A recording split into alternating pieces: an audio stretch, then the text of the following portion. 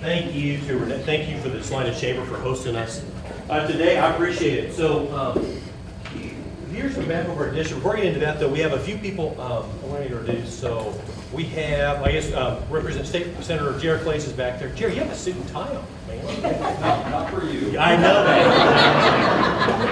Panel discussion. Great, good seeing you. Anyone else from the state legislature? Any city commissioners, county commissioners? Yep. All righty, thanks for being here, guys. I appreciate it. And yeah, let's give those an applause. And then on our team, we have Sydney from our DC offices here, Sarah from our Manhattan office, and Dawson. You know Dawson Maury. A lot of y'all know Dawson. He's in our Manhattan office. Oh, there's Dawson back there. So, yeah, good seeing Dawson. And then my favorite constituent in the whole district is here, and that's my wife Audrey. So Audrey's here. And, I know this interrupted your tennis plans this morning, so thank you for taking time. But hey, I know it's hard in the back to see this. You don't necessarily need to see it, but here's a map of our district. And they call us, we're the big first for a reason. Every 10 years redistricting happens, and there's a handful of changes. And so starting January of this year, this part, so the Flint Hills is no longer in the district in the second, but our district added, we added Jackson County, which is Holton, Jefferson County, and we added Lawrence. So our district now goes from Lawrence all the way to Goodland. And so the big first just keeps growing. Our district, so there's 435 congressional districts. We are the 11th largest district in the whole country. We are the number 3 ag producing district in the whole country. So last year, our district produced about $12.5, $13 billion of ag products. And the top 3 are all right about the same. Our district, we shall be proud of this, we're the number 1 district in the whole country for beef production, number 1 for wheat production, number 1 for milo production, number 7 for corn, and number 11 for dairy. So we have, manufacturing, oil and gas, a lot of things, but as we know, agriculture really drives our economy. We also, you might not think about this, but we have more colleges and universities in our district than any district in the country. Now you got KU, K-State, Fort Hays State, Kansas Wesleyan, McPherson, so that's interesting. And we also have more hospitals and more critical access hospitals in our district than any district in the country. We have 57 hospitals and I think 56 critical access hospitals. So healthcare, access to healthcare, how we make sure we keep all of our hospitals, all sizes going is a big deal for me. It's something we spend a lot of time on. So I'll give you all a quick update and we can open it up here. But this is, and I know you can't see this, this is kind of a list, what we've done, what we're working on. The big thing, is supporting Kansas agriculture. So I'm on the House Ag Committee. Farm bills come up every year. So farm bills are really the part of ag policy that govern agriculture. And the current farm bill we have expires on September 30th. So there's a lot of work we've been doing to reauthorize the farm bill. Pushing back on the administration, there's all these regulations and all these things coming out from the administration that are the overwhelming folks in the district would disagree with, and I would argue are bad for Kansas.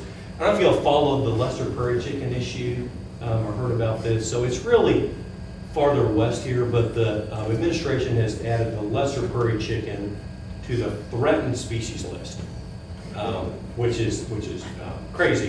Which means, so I got a call the other day from a farmer or a rancher down in Elkhart, which is as far south and west in Kansas you can get, and he said that they saw a lesser prairie chicken in his pasture.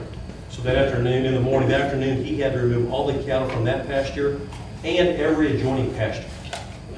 These things just make no sense. And so, What administration? What's that? What administration did that? The Biden administration, yeah, did that. So Obama rolled out the original lesser prairie chicken regulations. Trump rolled them back, and now the Biden administration has rolled them back through. So we introduced, on the Senate side, Senator Marshall co-sponsored legislation that would nix the executive order. That passed the Senate, bipartisan. I authored the legislation on the House side that would nix the executive order, and it passed last Thursday, bipartisan, which is good. Now it goes back to the president, so we'll see if the administration wants to listen to a bipartisan kind of rebuke on that effort. So more to come there. A lot of things on spending. I'm really concerned, y'all, with our debt. We are $31.4 trillion in debt, heading to 34 very fast. a lot of legislation protecting right to life. And I'll tell you, if you are pro-life or pro-choice, and I'm strongly pro-life, it's always been the law of the land that we would not have federal tax dollars go towards abortion. That's just how it's been. And the Biden administration has come in and they have tried very, very hard to reverse course on that. And it's things buried in these agencies, like, you look up and there's this thing called an abortion hotline, which is paid for by federal dollars, where you can call in and find out the nearest place wherever you live to get an abortion. And so we introduced legislation, have been rounding up a bunch of people to not fund that. I mean, it never ends, the issues that we're dealing with. So, a lot of things I do on pro-life stuff. Second Amendment, I don't know if you followed this pistol brace issue, that once again, the ATF is trying to roll out this crazy rule that we're pushing back and voted, sponsor legislation, and then passed the House to nix that executive order as well. We'll see what the president does with it, and so on and so forth. So, committee-wise, I'm on the Ag Committee, I'm on the Transportation and Infrastructure Committee, and I'm on the Small Business Committee. And small business is a huge thing for our district. And you look at by percent, 85, 90% of folks in our district are employed by small businesses that are private sector employees. So I spend a lot of time on small business. And that committee, we look a lot at the regulations and the red tape and the things happening. So a couple of days. So it's hard to believe it's August 1st. Kind of where are we at, kind of politically, or what's going on? So. There's an election last November, and the results were, of course, Biden still in the White House. On the Senate, you have 100 senators, and there are 51 Democrats, 49 Republicans. So it was 50-50, now it's 51-49, so very close over there. The House, where I serve, 435 members. Republicans won control of the House, but by very slim margins. So 435 members. And the margin between Republicans and Democrats in the House today is 4 votes. And it's going to be 3 after this month, because Chris Stewart, member from Utah, good guy, his wife has breast cancer, so he's stepping out of Congress. It'll take a while to fill that seat.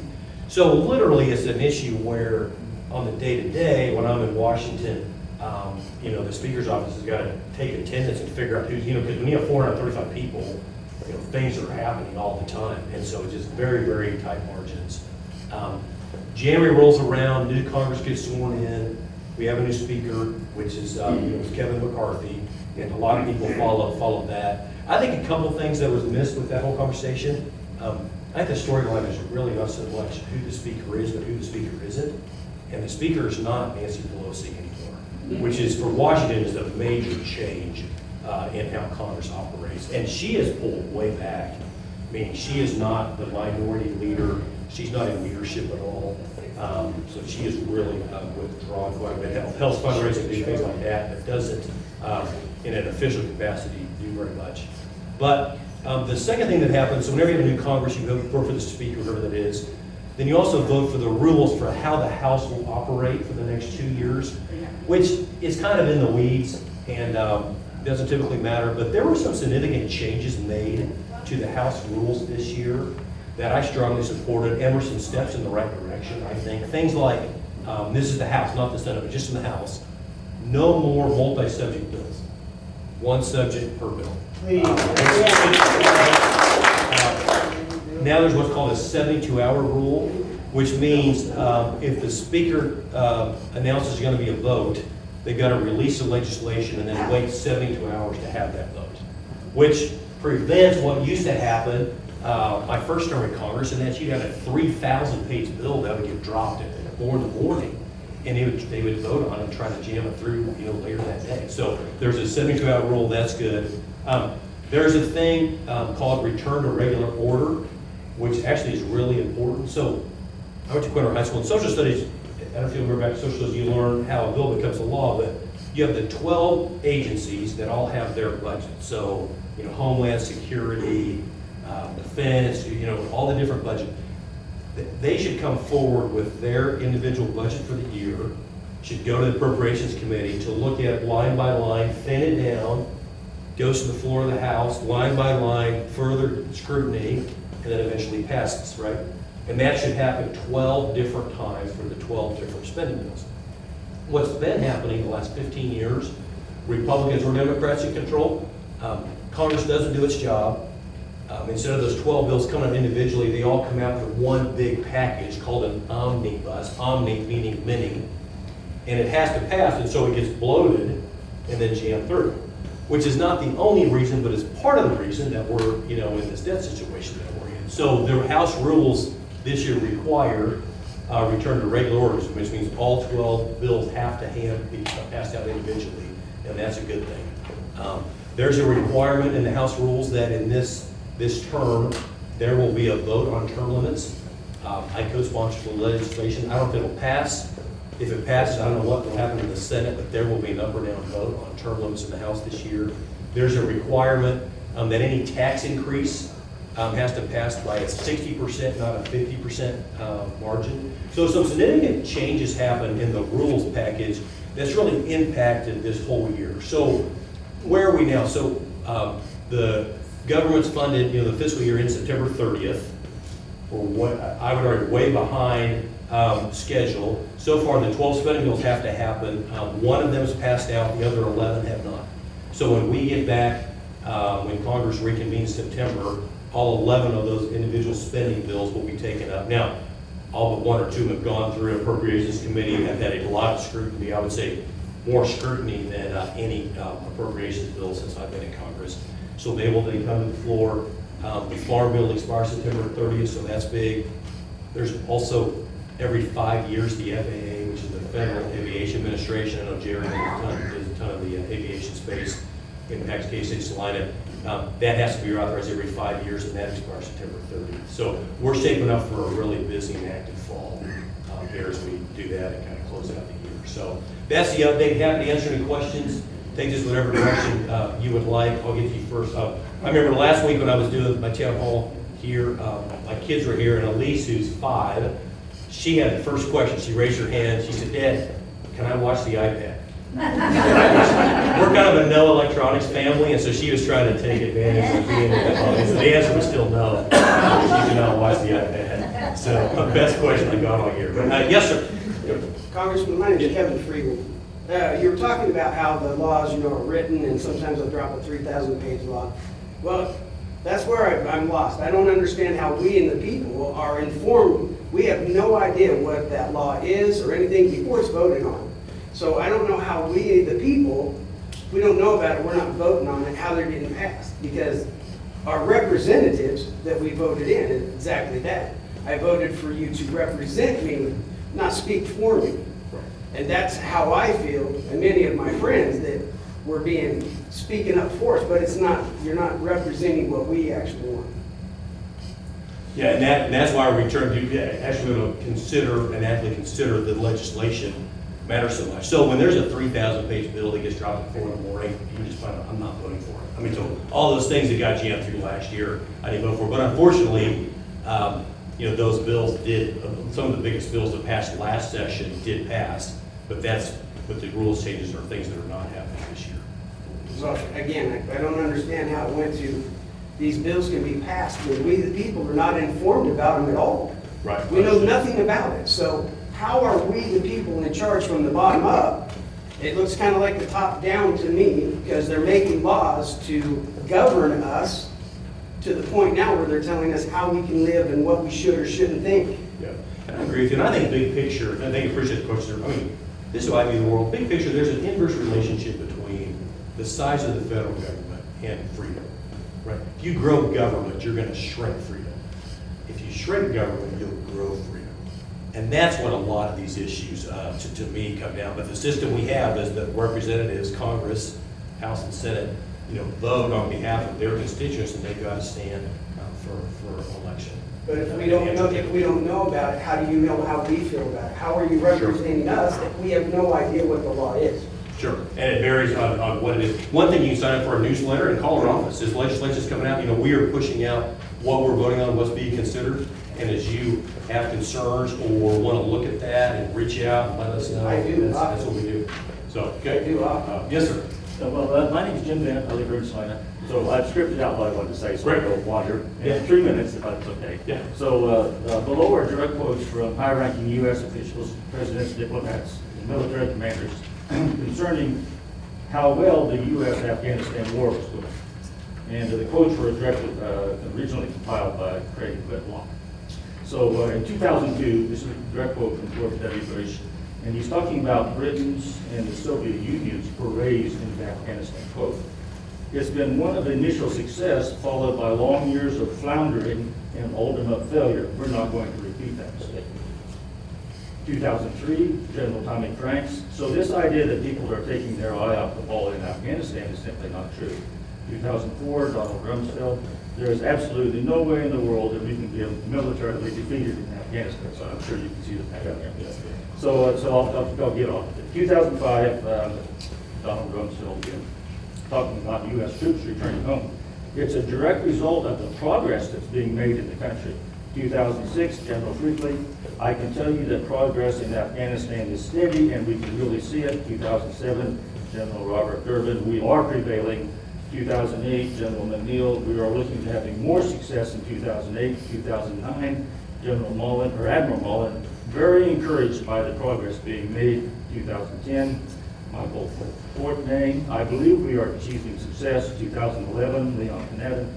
We are within reach of strategically defeating Al-Qaeda." 2012, General Allen. "The progress is real and importantly, it's sustainable." 2013, General Joseph Dunfield. "I talk a lot about winning these days, and I firmly believe we're on the path to win." 2014, Barack Obama. "Our combat mission in Afghanistan is ending, and the longest war in American history is coming to a responsible conclusion." 2015, Ashton Carter. "A lot has changed here, so much of it for the better." 2016, General Charles Cleveland. "By themselves, we don't think they Al-Qaeda pose a real threat, a significant threat to the government of Afghanistan." 2017, General Nicholson. "Our message to the enemy is that you cannot win this war." 2018, General Joseph Vogel. "I think our efforts in Afghanistan are showing progress." So you can see the progress there. I mean, we were lied to again and again and again. Can I comment? Yeah, you can have that. Yeah, and, it's wild. It was almost exactly, it was 2 years ago this month that we had the debacle and withdrawal from Afghanistan. My personal opinion, I don't think we should still be there, but I think the way that we went about exiting was an absolute travesty and shame, and was not thought through. And those were decisions that were made in the Oval Office. And that was, as you start to question the top brass and such, that's the direction that they got. So I appreciate it. Yeah. Yes, sir. Yes, sir. My name is Jim Iverson, and I represent I'm the first chair for the Kansas Confederation of Motorcycle Clubs, and I also represent Kansas nationally through the National Council of Clubs. And I was in your office in May for the Bike and the Beltway. I hope you had a chance to go through the packet that I left. I did. I saw Tony and Hutch, and I know one of the pieces of legislation we sent on to, and the other one, he Yes. handed it to me, and I'll look at it with the intent of signing on. Yeah, I didn't want to. Some good stuff that they're kind of working towards. Yeah. And a lot of people in the room here may not know this, but all of our elected representatives from the state of Kansas signed on to the Choice in Vehicle Purchasing Act. And what that means to all of us, not just the motorcycle community, is you have maintained that that's our right to buy a combustible motored vehicle, and those people in California can keep their electric stuff. Okay? So I personally want to thank you for that. Okay? This crazy march towards forced electrification makes no sense at all. And if you want electric vehicle, youth in America should have the right to do that, but for the government to sort of, I don't know if y'all saw on Friday, the administration announced more regulations, and, continue to push in that direction. And so I think the rubber's really going to meet the road. Frankly, in the next presidential election, on what direction we go, is the market going to dictate the electrification of our automobile industry or not? So yeah, go ahead, sir. But, you mentioned the omnibus bill, okay? And I want to talk briefly on that. And I see what you got down there, your last one is holding government accountable and conducting oversight. I want to talk a little bit about the omnibus bill, okay? Because the omnibus funding bill included a report of language that seeks answers from NHTSA, which is the National Highway Transportation Safety Agency, you know that, on policies and procedures relating to profiling on motorcycles. Okay? And up and down the East Coast, I don't know if people are aware of it, but you could drive down the highway and there'd be big signs that say all motorcycles must exit. When you exit the state patrol, and I'll use Virginia, because that's what happened to me, they go for your license, your registration, your insurance card, they do everything, okay? Now, can you imagine if you're driving your car down I-70 and there's a marquee on the highway that says all vehicles must pull over and they do the same thing to you in your vehicle?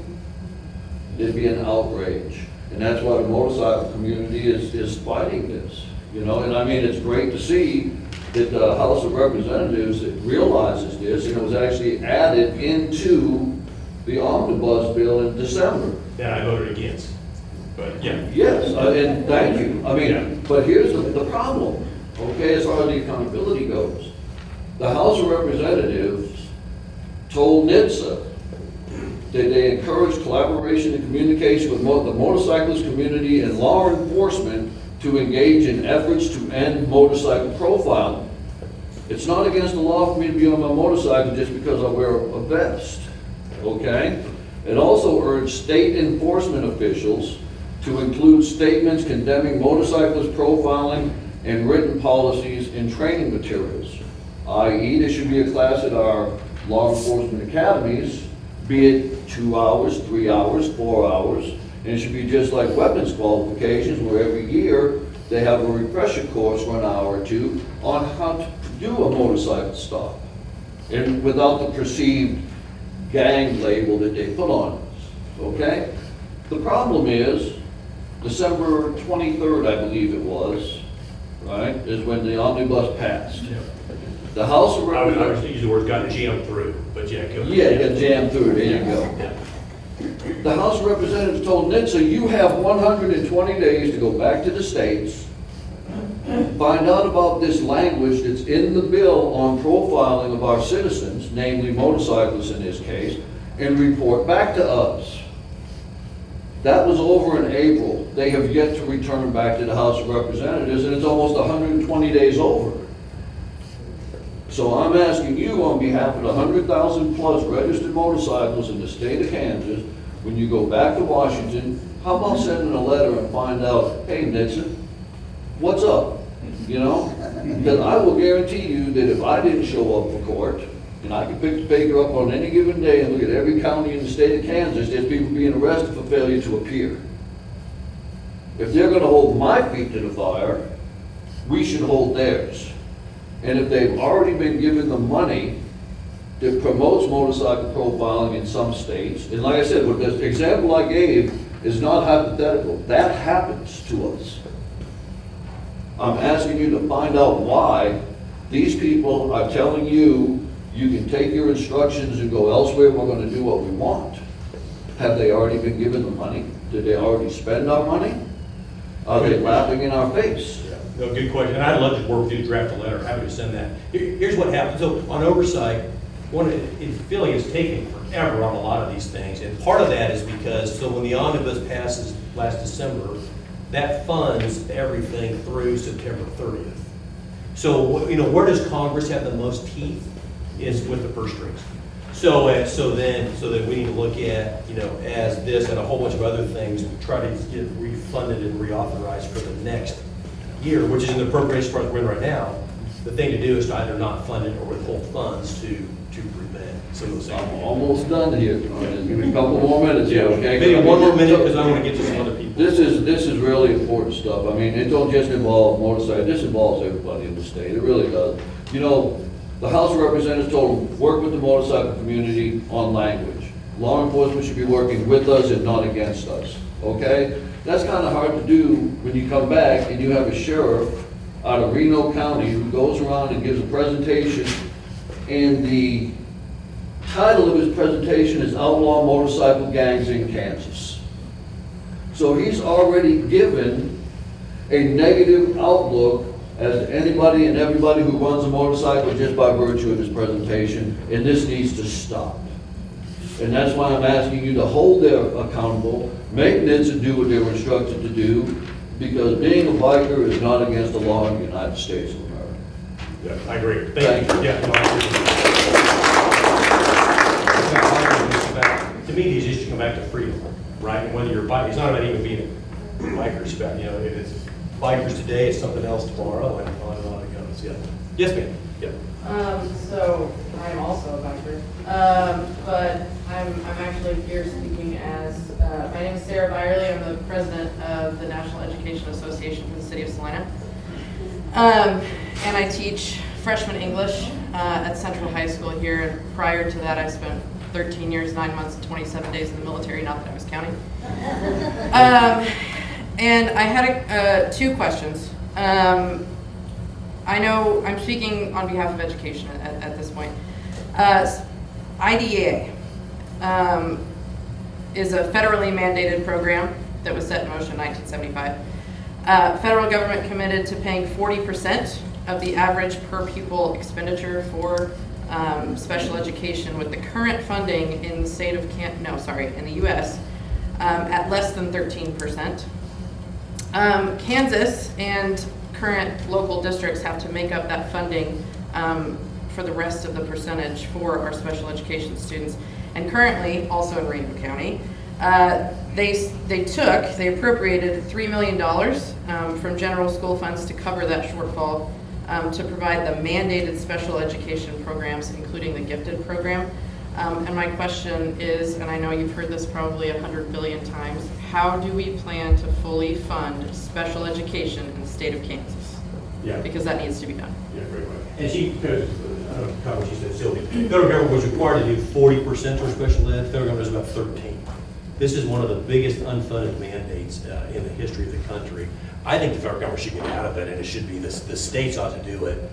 But the federal government is pushing these regulations, these mandates on the states and the local school district. They've got to, drill the grab for. So I've been on record and voted to support more money for special education to meet these commitments, and also saying, or the federal government needs to step out of it and just turn it over to the states. But this current system, federal government mandating state and local school jurisdictions paying for it, I think it's not the right way to go. So I My appreciate second it. question was about the lunch program Yep. that was provided, that started during COVID. The students were provided free lunch, that they no longer had to worry, families in poverty specifically.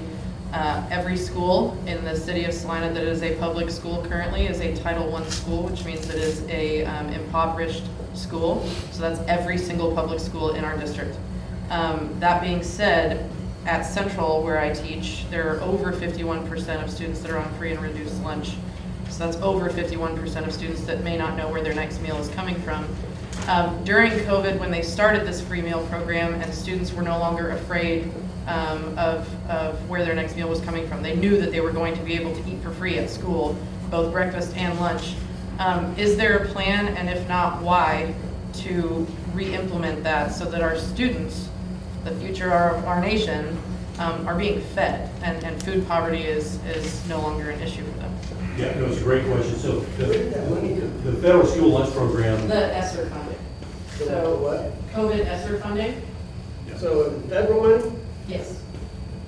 So the federal school lunch program is administered by the Department of Education. That is you'd think it'd be under the Ag Committee's jurisdiction, it's under the Education Committee's jurisdiction.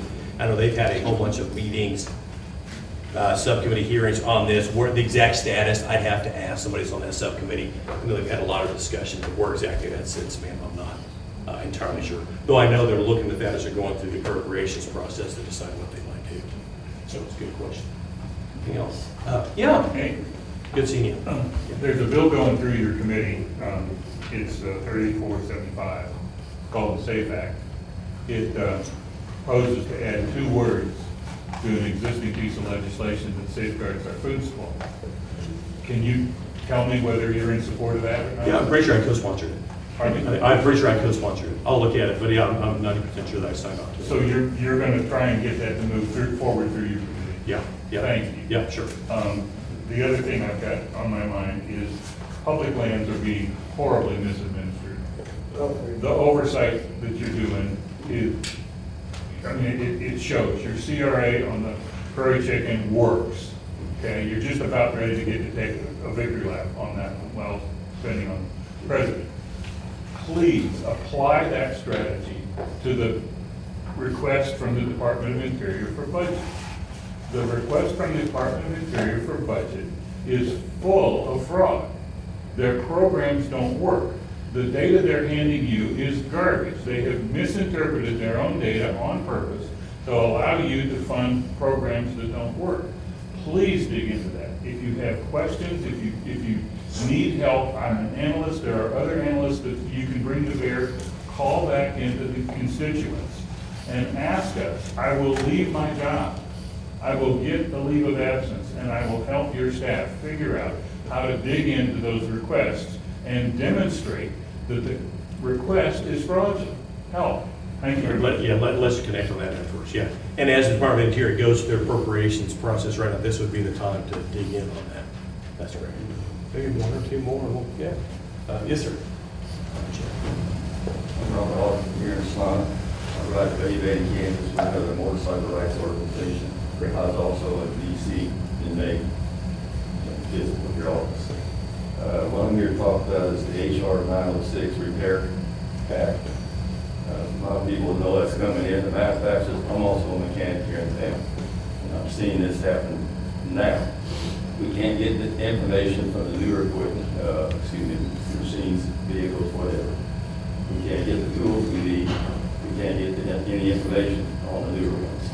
What they're trying to do is eliminate the small independent shops, the individuals for repairing their own vehicles, and you have to go to the manufacturers, to the dealerships to get your repairs. You got a $200 bill at an independent shop, it's going to cost you $500 or $600 at a dealership. This HR 906. Yep. I signed on to it last session, and Tony and Hutch handed me that bill. I looked at it in the car, and I'll look at it again with the intent of signing. Touch real fast on the agricultural side of it. Yeah. On this, not only here at represent motorcycles, but all those agriculture. You're out in the middle of a wheat field during harvest, you got a rainstorm coming in, the bearing seizes up on you. If they get their way, you're not gonna be able to take that bearing out and replace it. You're gonna have to wait for the dealership to come out and do that. Yeah. And next winter, do your harvest is gone. Yeah. I don't have any more to say about it, I just wanted to. Yeah, no, I appreciate it. We'll look at that, right, yeah, right. Yeah, maybe one Can I other. piggyback off that real quick, please? Yeah, maybe real quick and go. Real quick, okay, real quick. For those that don't realize, what happens in Europe filters over to the United States eventually. In Europe right now, they have what's called an end of life for vehicles. If your vehicle is more than 25 years old, you're required to turn it into the government for destruction. This last weekend, they had a major car show here in Salina. In Europe, that would not happen. You either pay an outrageous amount of money, in excess of $2,000 a year to keep your vehicle if it's over 25 years old, or you turn it in for destruction. Under the last administration, okay, what people don't realize, that was actually proposed here in the United States. And our elected officials in Washington saw this and said no, and they axed it. It's coming again. For those that don't think that it may not happen in the United States of America, I want to tell you you're wrong. It's already been tested. We called it cash for clunkers. And our government deemed it a success. The waters have been tested, people. Stay ahead of it. Drive the boat from the front. Good work, President. Yeah. Congressman, I have one. Sure, last you've already spoken. I'm gonna, in the back there, and then we'll wrap up. Yeah. Gosh, hi, my name's Nathan King, I'm with the Salina Post. In your opening remarks, you had said that we have more universities and colleges in this district than a lot of other districts. What ways are you in your capacity working to make higher education more affordable for families? Yeah, it's a great question. A lot of that's a state issue, right? So, you know, the state, the Board of Regents, they set what those are. And so, then on the federal level, where those funds typically are from grants, right? So you have, you know, very specific grants that are set up to research or study very specific things. And so we partner with and help our colleges and universities knowing what grants might be out there. If the money's there and allocated, let's make sure that Kansas, you know, our researchers, if the program, if it makes sense, we're able to do that. So that's an area that we, you know, we're talking to, you know, our colleges all the time about, you know, from a grant standpoint, that's one of the best ways that the federal office steps in. And you might just expand upon your stance on the student loan issue that's happening and you know, rebuking your stance on the Biden administration. Yeah, I disagree. I don't think that the President of the United States has the authority or should wipe away everybody's student loan. I know there might be those that disagree with that, but I just think it penalizes people that didn't take out student loans. It penalizes people that chose not to go to college in the first place. And, you know, the Supreme Court agrees with that and you know, made it very clear that the the President of the United States does not have authority to strike down student loans. So, Laura, I'm happy to stay around for a while and answer any questions. I would just close and say this. It's easy to get discouraged, right? Like you see the news and all these things that are happening, but we're still America. We're the greatest country in the history of the world. And it's not lost on me that the exact geographic center of the entire country is in our district. It's up in Smith County. And I think of our district, I think the big first is like a pilot light. And if you let a pilot light go out, it's really hard to restart it. But if we can, if we don't get too discouraged here in Kansas and we keep fighting to make this country and our state all it can be, I really believe with all my heart it matters to the country and the rest of the world. So don't give up. We're a handful of good decisions away, I believe, from being a lot better place. Appreciate you all caring about the country, caring about the direction we're going. Reach out anytime. Now, we do annual reports every year that come out Q1. If you didn't receive one or if you'd like one, you grab it. It's a deeper dive on a lot of things we talked about. Also, sign up for a newsletter on our website. There's so much information, but we try to just send out and kind of distill it down to the things that we think Kansans would care most about. So thank you again, Salina Chamber, for having me, and thanks for taking time. I really appreciate it.